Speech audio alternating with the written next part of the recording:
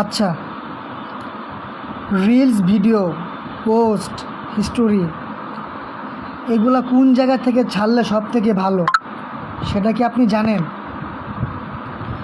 তো আপনি দেখতে পাচ্ছেন যে ক্রিয়েট রিলস, ঠিক আছে? তো এখান থেকেও রিলস ছাড়া যায়।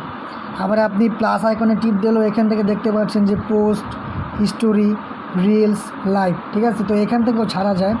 তো আপনি যদি আবার প্রোফাইল অপশানে ক্লিক করেন, এই যে প্রোফাইলে যান, তো এখান থেকে দেখতে পাচ্ছেন যে এখানেও আপনার রিলস, ভিডিও, ছবি, পোস্ট এখান থেকেও আপনাদের রিলস, ভিডিও এগুলো ছাড়া যায়, ঠিক আছে? তো কোন জায়গা থেকে ছাড়লে সব থেকে ভালো সেটা কি আপনি জানেন? তো আপনি এটা জানতে হলে আপনি সর্বপ্রথম চলে যাবেন এই যে আপনার প্রোফাইলে যাবার পর এখানে দেখতে পাচ্ছেন যে থ্রি ডট, এই থ্রি ডট অপশানে একটা ক্লিক করবেন। এই থ্রি ডটে ক্লিক করার পর এখানে দেখতে পাচ্ছেন যে পেজ স্ট্যাটাস, তো এই পেজ স্ট্যাটাসের উপরে একটা ক্লিক করবেন। তো এখানে দেখতে পাচ্ছেন যে পেজ রিকমেন্ডেশন, ঠিক আছে? তো আপনারা রিকমেন্ডেশনের উপরে একটা ক্লিক করবেন। রিকমেন্ডেশনের উপরে একটা ক্লিক করার পর এখানে দেখতে পাচ্ছেন যে লার্ন অ্যাবাউট অরিজিনাল কন্টেন্ট, ঠিক আছে? তো এই লার্ন অ্যাবাউট অরিজিনাল কন্টেন্টের উপরে একটা ক্লিক করবেন।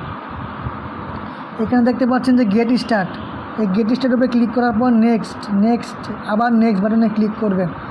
তো এই যে আপনাদের মূল সেটিং চলে এসেছে। আপনারা এখানে দেখতে পাচ্ছেন যে create reels, story, text, post, ঠিক আছে? তো আপনারা সবসময় এইখান থেকে রিলস, ভিডিও, হিস্টোরি, পোস্ট ছাড়ার চেষ্টা করবেন। এখান থেকে ছাড়লে আশা করি আপনাদের ভিডিওতে আগের তুলনায় বেশি ভিউ আসবে। তো আশা করি ভিডিওটা সবার কাছে ভালো লাগছে। তো আজকের ভিডিও এই পর্যন্তই। সবাই ভালো থাকবেন, সুস্থ থাকবেন। আল্লাহ হাফেজ।